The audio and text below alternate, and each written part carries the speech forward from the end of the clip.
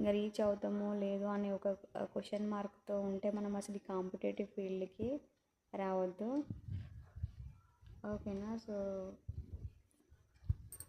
చాలామంది house wife చాలా టాలెంటెడ్స్ ఉంటారండి, కానీ చదివే అంత పాపం టైం లేక ఓపిక లేక సో చదవరు.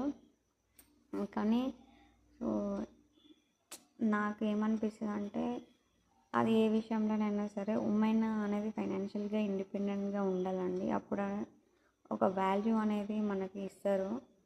అంటే నా వ్యక్తిగతంగా నేను ఫేస్ చేసిన దాన్ని బట్టి నేనైతే చెప్తున్నాను. సో కాబట్టి నాకు ఒకటే మోటివేషన్, నాకు నేనే మోటివేషన్ తెచ్చుకుంటాను. నాకు నేనే మోటివేషన్ అన్నట్టు నా చుట్టూ ఉండే పరిస్థితులు, సో నేను ఎదుర్కొన్న పరిస్థితులు, నా లైఫ్లో జరిగిన కొన్ని సిచ్యువేషన్స్ని బట్టి నేను ఒకటే మైండ్లో ఒకటే స్ట్రాంగ్గా ఫిక్స్ అయ్యాను.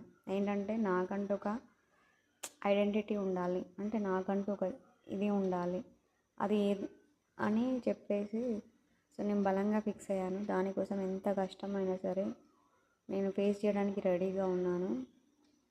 సో నాకు అండ్ చెప్పాలంటే సో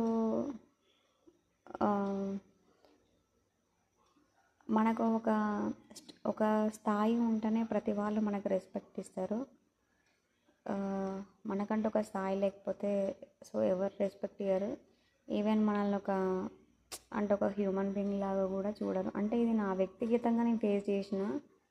సో కాబట్టి నాకు ఈ చదువు అనేది చాలా ఇష్టం కాబట్టి సో